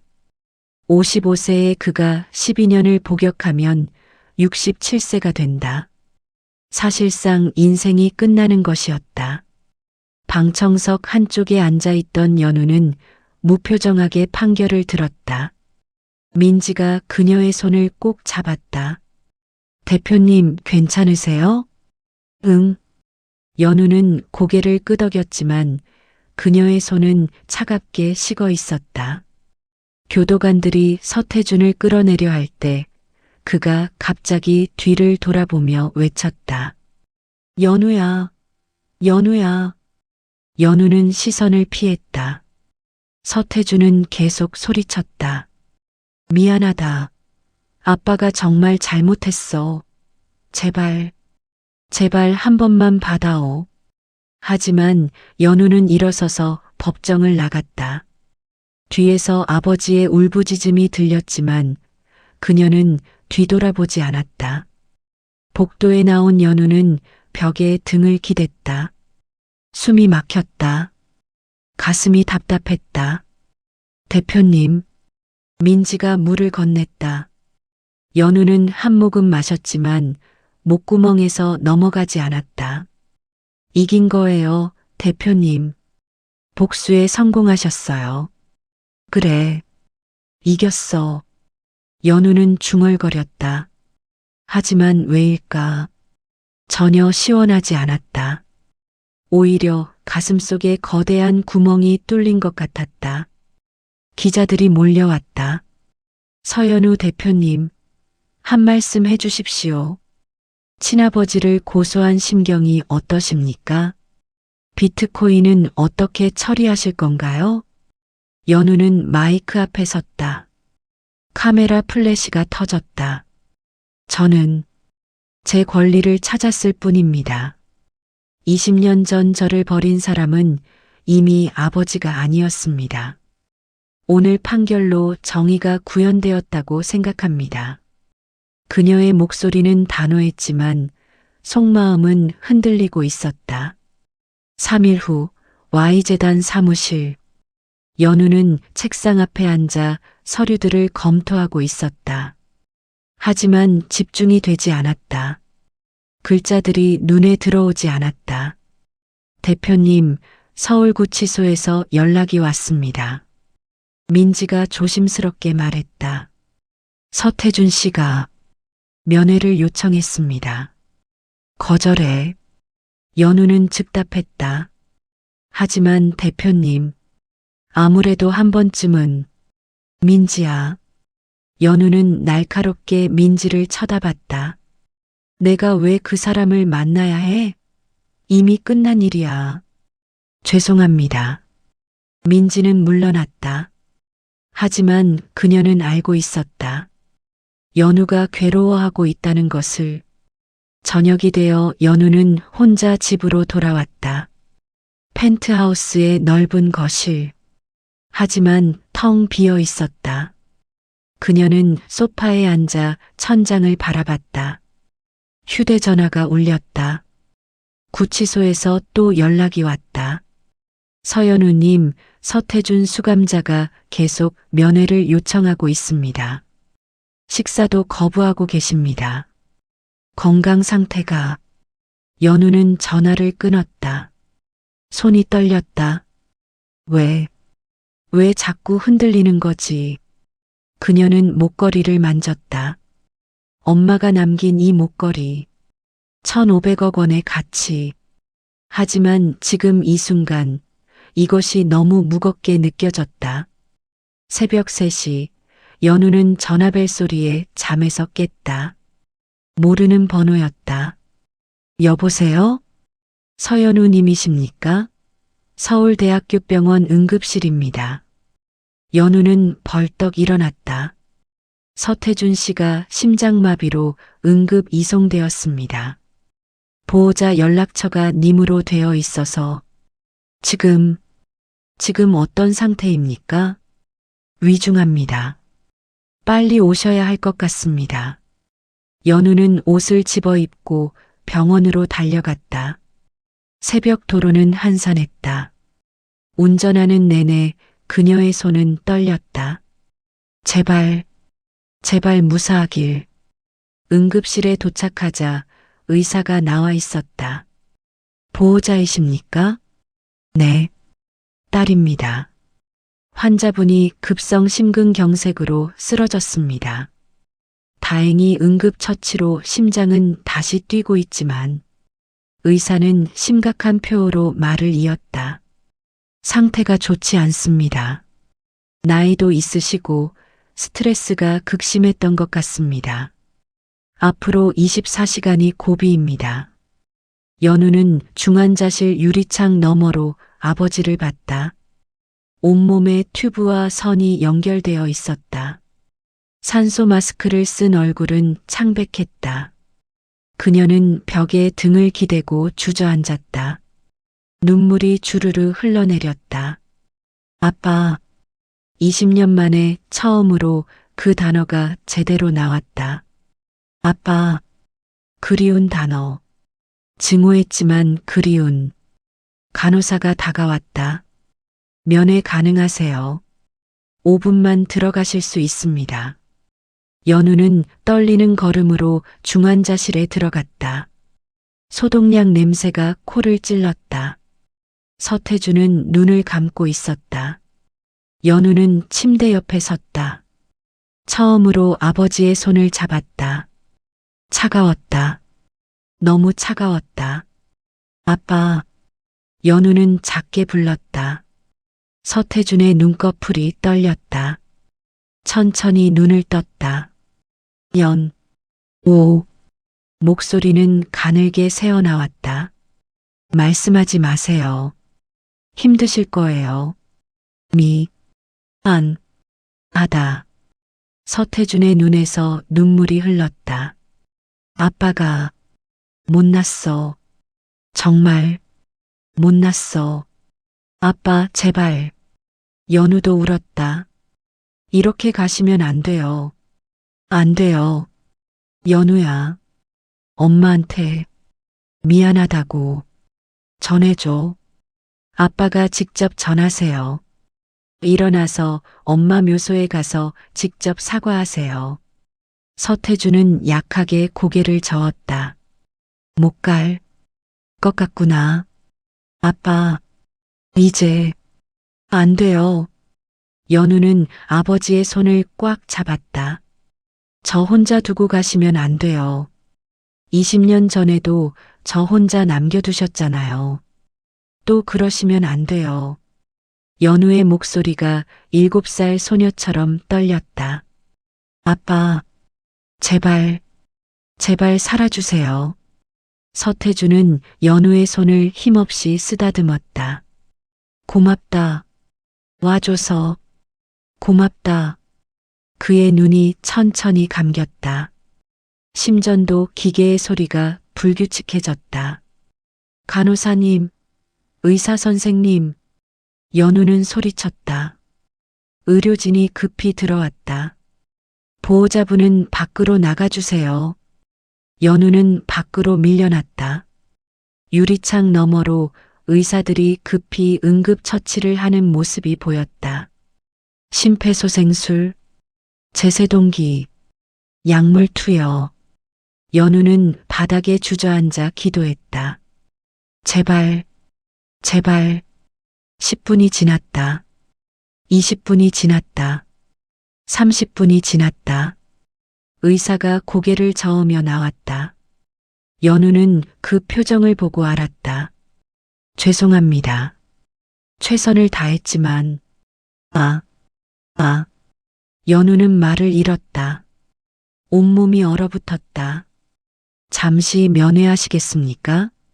연우는 비틀거리며 다시 중환자실로 들어갔다. 모든 기계가 꺼져 있었다. 서태주는 평화로운 얼굴로 누워 있었다. 연우는 아버지의 손을 잡았다. 이미 차갑게 식어가고 있었다. 아빠, 미안해요. 연우는 아버지의 손을 자신의 뺨에 가져다 댔다. 제가 너무 잔인했어요. 제가 아빠를 용서했어야 했는데 눈물이 멈추지 않았다. 아빠도 잘못하셨지만 저도 너무 차갑게 대했어요. 한 번만이라도 진심으로 안아드릴 걸. 연우는 아버지의 차가운 손을 꼭 잡았다. 저 혼자 어떻게 살아요? 엄마도 가시고 아빠도 가시면 저는 이제 정말 혼자잖아요. 중환자실에는 연우의 흐느끼는 소리만 울려 퍼졌다. 복수는 성공했다. 아버지는 벌을 받았다. 하지만 대가는 너무 컸다. 연우는 목걸이를 꺼냈다. 1,500억 원. 이 차가운 금속이 두 사람의 인생을 파괴했다. 엄마, 이게 정말 옳은 거였어요? 연우는 목걸이를 쥐고 울었다. 밖에서는 새벽해가 떠오르고 있었다. 하지만 연우의 세상은 어느 때보다 어두웠다. 아버지는 떠났다. 영원히. 그리고 연우는 이제 진짜 고아가 되었다. 새벽 6시 병원 복도. 민지가 급히 달려왔다. 연우는 복도 의자에 멍하니 앉아 있었다. 대표님. 민지가 연우를 꼭 안았다. 연우는 민지의 품에서 아이처럼 울었다. 민지야, 아빠가 떠났어. 알아요. 내가 너무 잔인했어. 한 번만이라도 용서한다고 말할걸. 한 번만이라도 아빠라고 불러줄걸. 연우는 자책했다. 대표님 잘못 아니에요. 아니야. 내 잘못이야. 복수에만 집착해서 정작 중요한 걸 놓쳤어. 민지는 연우의 등을 토닥였다. 할 말이 없었다. 연우는 손바닥을 펴 목걸이를 봤다. 64짜리 암호. 1,500억 원. 이게 뭐라고 이렇게 된 거야. 그녀는 목걸이를 바닥에 던지고 싶었다. 하지만 할 수 없었다. 이것은 엄마의 마지막 선물이었으니까. 아버지는 죽었다. 복수는 끝났다. 하지만 연우의 진짜 고통은 이제 시작이었다. 서울의 한 조용한 장례식장. 빈소에는 서태준의 영정 사진이 놓여 있었다. 젊었을 적 사진. 웃고 있는 모습이었다. 하지만 조문객은 거의 없었다. 한때 재계의 인사들과 어울리던 그였지만 몰락한 후에는 아무도 찾지 않았다. 몇몇 옛 직원들만 조용히 다녀갔다. 연우는 상주로서 빈소를 지켰다. 검은 상복을 입은 그녀는 핏기 없는 얼굴로 앉아 있었다. 3일 동안 거의 먹지도 자지도 못했다. 민지가 죽을 떠서 가져왔다. 대표님, 조금이라도 드세요. 응. 연우는 기계적으로 몇 숟갈 떴다. 하지만 목으로 넘어가지 않았다. 최수진 씨는 연락이 닿았나요? 연우가 물었다. 민지는 고개를 저었다. 전화를 받지 않으십니다. 하윤 양도 마찬가지고요. 그렇구나. 연우는 쓸쓸하게 웃었다. 아버지의 세 가족은 끝까지 나타나지 않았다. 결국 아버지 곁을 지킨 사람은 그가 버렸던 친딸뿐이었다. 저녁이 되어 한 노인이 조문을 왔다. 70대 후반으로 보이는 남자였다.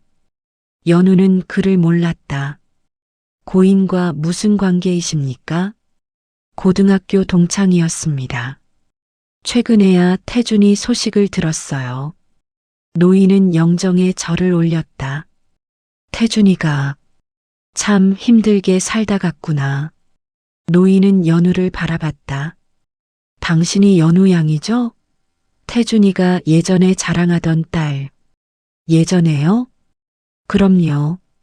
20년도 더 전 일이지만 딸이 태어났다고 얼마나 좋아하던지 매일 사진을 보여주면서 자랑했어요. 연우의 가슴이 뭉클해졌다.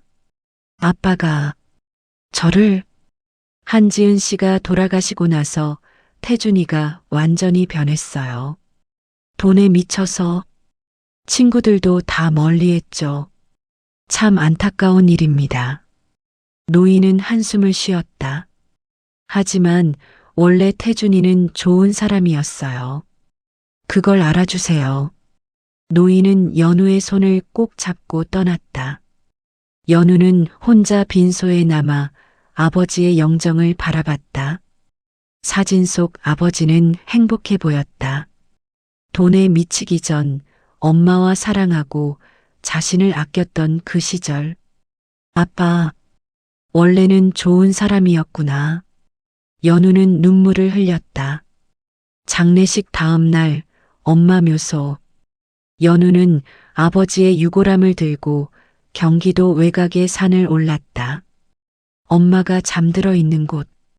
그곳에 아버지도 함께 안장하기로 했다.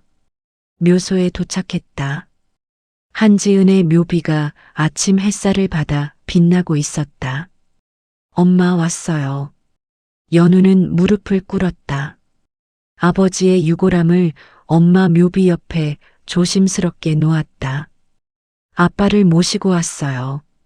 엄마가 제일 보고 싶어 하셨을 거예요. 연우는 가방에서 낡은 봉투를 꺼냈다. 목걸이 뒷면에 숨겨져 있던 엄마의 편지. 20년 동안 읽지 못했던 그 편지를 떨리는 손으로 봉투를 열었다. 엄마의 필체가 나타났다. 우리 사랑하는 연우에게 이 편지를 읽고 있다면 아마도 아빠와 힘든 시간을 보냈을 거야. 엄마가 미리 미안하다고 말할게. 연우야, 엄마는 아빠를 정말 사랑했어. 지금도 사랑하고. 하지만 아빠는 엄마가 아프고 나서 많이 변했어. 돈에 대한 두려움 때문에 자신을 잃어버렸지. 엄마는 알고 있어. 아빠가 언젠가 너를 힘들게 할지도 모른다는 걸. 그래서 이 목걸이를 준비했어. 너를 지키기 위해서. 하지만 연우야, 엄마가 정말 바라는 건 복수가 아니야. 아빠는 원래 따뜻하고 다정한 사람이었어. 내가 태어났을 때 얼마나 기뻐하던지. 밤마다 자장가를 불러주고 너를 안고 산책을 다니던 아빠. 돈이 아빠를 망쳤을 뿐이야. 진짜 아빠는 착한 사람이었어. 그러니까 연우야, 만약 아빠가 진심으로 뉘우친다면 용서해줘. 돈보다 사람이 소중하다는 걸 알려줘. 이 목걸이를 벗을 수 있는 용기가 생긴다면 그때가 바로 내가 진정으로 자유로워지는 순간일 거야. 엄마는 언제나 너를 사랑해. 그리고 아빠도. 우리 모두 너를 사랑한단다. 사랑하는 엄마가. 연우는 편지를 읽으며 눈물을 흘렸다. 손이 떨렸다. 엄마, 저는 너무 늦게 깨달았어요. 그녀는 목걸이를 벗었다. 20년간 한 번도 벗지 않았던 목걸이. 아빠가 진심으로 뉘우쳤는지 이제는 알 수 없어요. 제가 기회를 주지 않았으니까요. 연우는 목걸이를 엄마 묘비 앞에 놓았다. 엄마, 이제 이 목걸이를 돌려드릴게요. 이게 저를 지켜준 건 맞아요. 하지만 동시에 저를 가뒀어요. 증오에 가뒀어요. 연우는 아버지의 유골함을 쓰다듬었다. 아빠, 미안해요. 제가 너무 차갑게 대했어요. 한 번만이라도 진심으로 안아드릴 걸요. 그녀는 유골함을 꼭 안았다. 아빠도 힘들었죠? 엄마 잃고 회사 망하고 혼자서 얼마나 무서웠어요. 저는 저는 그걸 이해하려 하지 않았어요. 연우는 오열했다. 용서해 주세요, 아빠. 제발 용서해 주세요. 차가운 바람이 불었다. 나뭇잎들이 바스락거렸다. 마치 엄마와 아빠가 대답하는 것 같았다. 민지가 조용히 다가와 연우의 어깨를 감싸 안았다. 대표님, 이제 놓아주세요. 증오도, 복수도 모든 걸 놓아주세요. 응. 연우는 고개를 끄덕였다. 엄마, 아빠, 이제 편히 쉬세요. 서로 사랑하며 행복하게 사세요. 연우는 일어섰다. 목걸이는 묘비 앞에 그대로 두었다. 저는 이제 새로 시작할게요. 증오가 아니라 사랑으로, 복수가 아니라 용서로. 그녀는 산을 내려왔다. 목에는 아무것도 걸려 있지 않았다. 20년 만에 처음으로 자유로웠다. 일주일 후 Y재단 이사회. 그래서 대표님께서는 비트코인 전액을 사회에 환원하시겠다는 말씀이신가요? 이사 한 명이 놀라서 물었다. 네. 연우는 단호하게 대답했다. 1,500억 원 전액을 고아지원재단에 기부하겠습니다. 특히 부모에게 버려진 아이들을 위한 교육과 자립 프로그램에 쓰일 겁니다. 하지만 대표님, 그건 대표님 개인 재산인데 그 돈은 제 것이 아닙니다. 연우는 창밖을 바라봤다. 엄마가 저를 위해 남긴 거지만 엄마가 진짜 원했던 건 이런 용도였을 거예요. 돈 때문에 가족이 파괴되는 일이 없도록. 이사들은 서로 얼굴을 쳐다봤다. 그리고 서태준 회장의 회사 지분도 처분하겠습니다. 그 돈으로 아버지 이름으로 장학재단을 만들 겁니다. 서태준 회장 이름으로요? 네. 아버지도 원래는 좋은 사람이셨어요.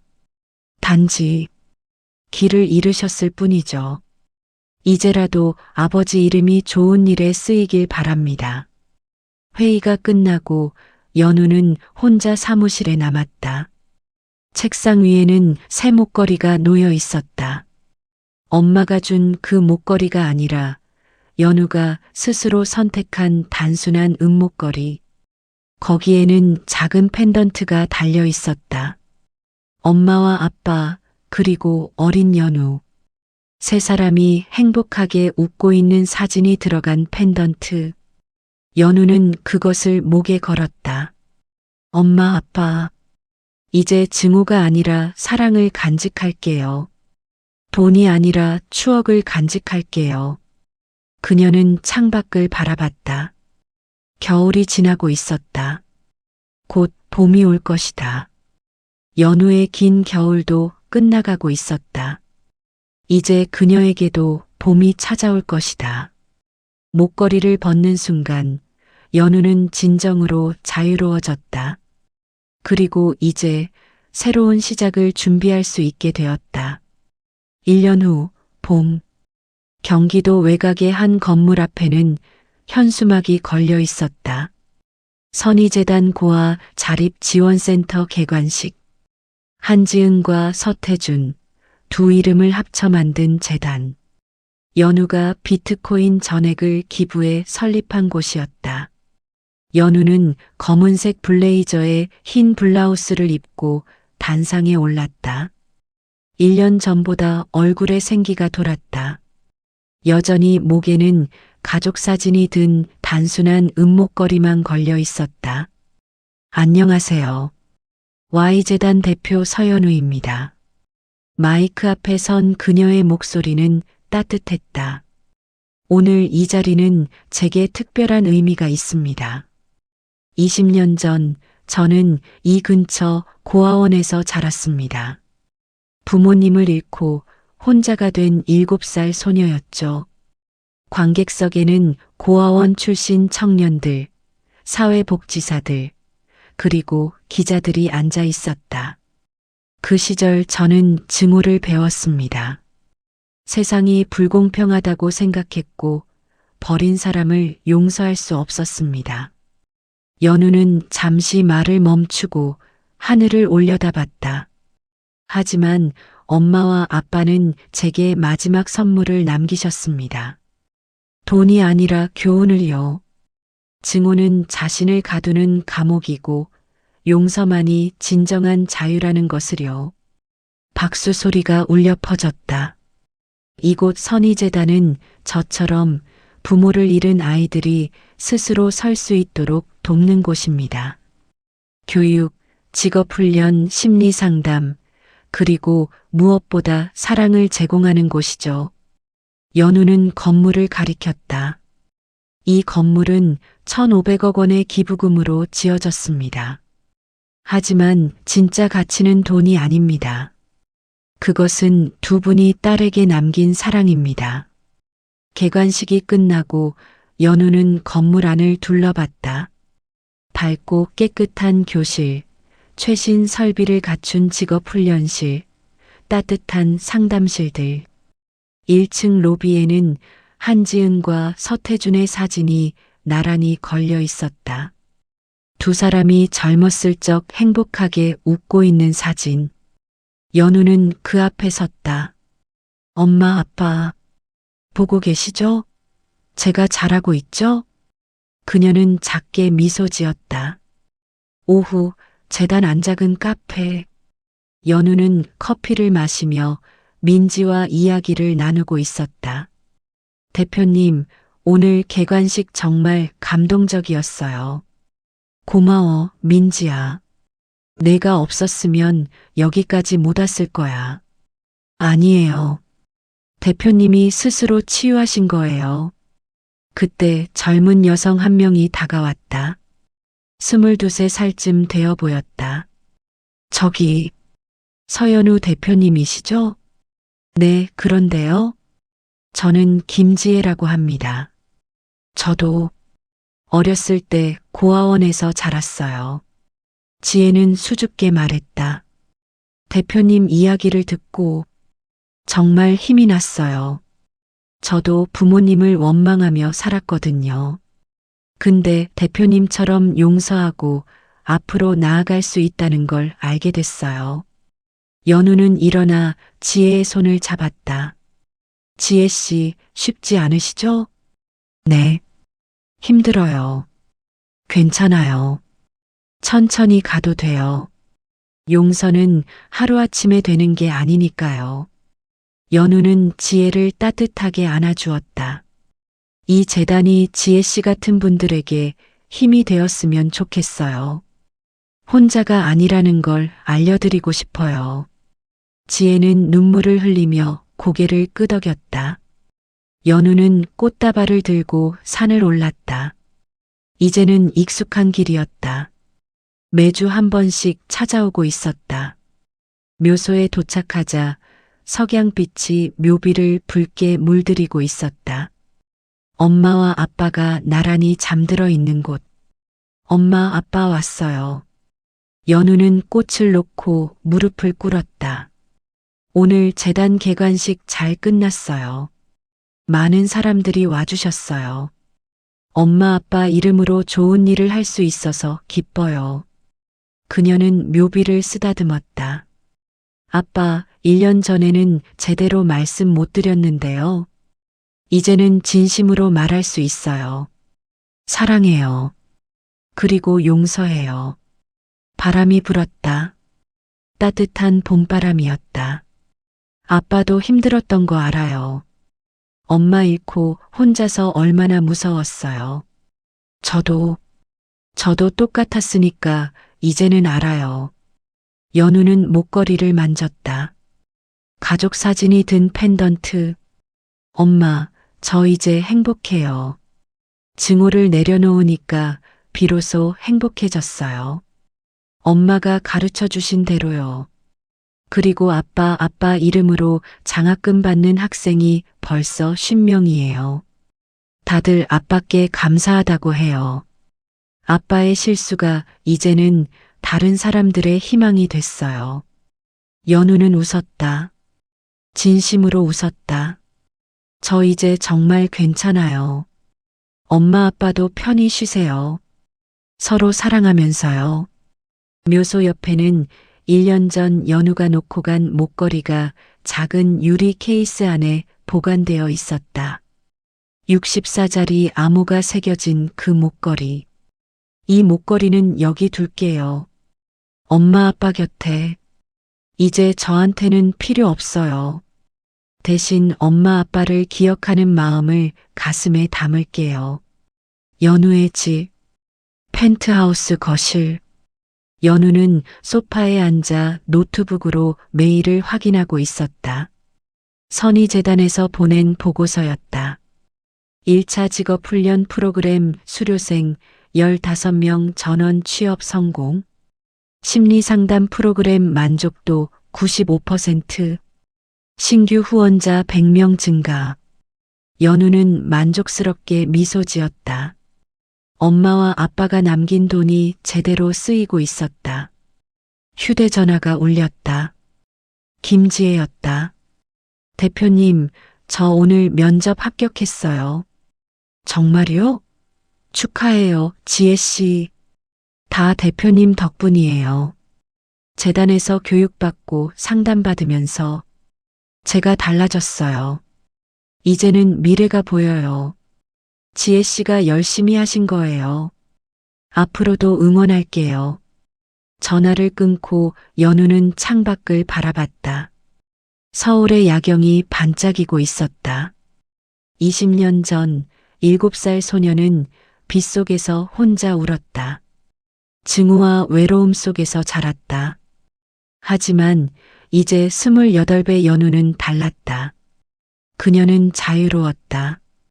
용서를 배웠고 사랑을 되찾았다. 연우는 가슴에 손을 얹었다. 목걸이는 없었지만 그 자리에는 엄마와 아빠의 사랑이 가득했다. 엄마, 아빠, 제가 행복하게 잘 살게요. 두 분이 자랑스러워 하실 수 있도록요. 그녀는 노트북을 닫고 침대로 향했다. 내일도 재단에 가야 했다.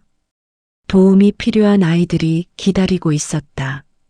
잠자리에 들기 전 연우는 침대 옆 서랍에서 낡은 사진 한 장을 꺼냈다. 20년 전 가족 사진. 엄마, 아빠, 그리고 7살의 연우가 함께 웃고 있는 사진. 잘 자요, 엄마, 아빠. 사랑해요. 연우는 사진에 키스하고 조심스럽게 서랍에 넣었다. 불을 끄자 방이 어두워졌다. 하지만 연우의 마음은 밝았다. 21년의 겨울이 끝났다. 빗속에서 시작된 이야기는 햇살 속에서 끝났다. 증오는 용서로, 복수는 사랑으로, 외로움은 희망으로 바뀌었다. 연우는 편안하게 잠들었다. 더 이상 악몽은 없었다. 대신 따뜻한 꿈을 꿨다. 엄마와 아빠가 함께 웃으며 손을 흔드는 꿈. 그리고 그 옆에서 어린 연우가 행복하게 뛰어노는 꿈. 창밖에는 봄비가 내렸다. 하지만 이제 비는 슬프지 않았다. 비는 새로운 시작을 알리는 축복이었다. 서연우의 새로운 아침이 밝아오고 있었다. 그리고 그 아침은 영원히 계속될 것이었다.